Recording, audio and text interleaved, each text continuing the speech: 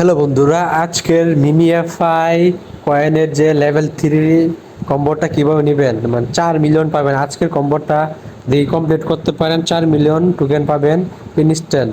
কিভাবে করবেন? প্রথমত আমাদের টেলিগ্রাম চ্যানেল যাবেন, যাওয়ার পরে দেখবেন আজকের কম্বো কি। যেমন আমি প্রত্যেকটা দিন এখানে কিন্তু আপডেট দিই, মানে হ্যামস্টার ইত্যাদি যত ডব আছে এখানে আপডেট দিয়ে নিই।